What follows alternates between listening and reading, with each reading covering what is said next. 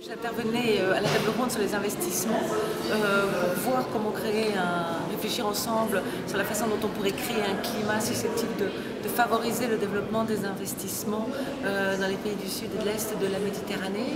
Et en fait, il y a plusieurs priorités qui se dégagent, qui sont au nombre de 6 ou 7, qui doivent être mises en œuvre simultanément.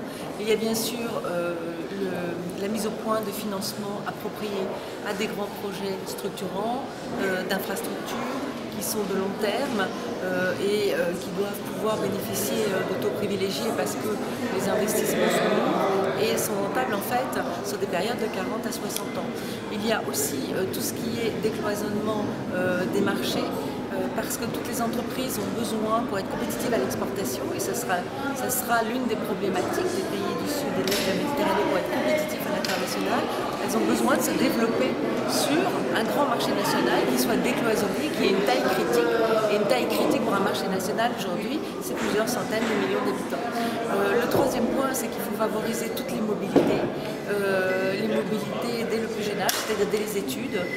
Il faut un grand Erasmus, il faut que les étudiants européens viennent étudier sur la rive sud et sur les pays de l'Est de la Méditerranée, et réciproquement, il faut que dans le cadre des programmes européens, de la même façon que nous avions développé Erasmus au niveau de l'Union européenne, on développe ce type de mobilité, mais il faut aussi développer les mobilités des ingénieurs, des travailleurs et surtout remplacer ce concept de migration, qui est un concept complètement dépassé, par ce concept de mobilité. Parce qu'aujourd'hui, dans le monde dans lequel nous vivons, les gens se déplacent très facilement d'un pays à l'autre, d'un continent à l'autre, d'une rive à l'autre de la Méditerranée. Et puis, j'ai évoqué tout ce qui concerne un environnement qui soit business friendly. C'est-à-dire que pour investir, il faut d'abord qu'il y ait des perspectives de profit et il faut qu'il y ait quelques garanties, quelques sécurités juridiques, financières, politiques.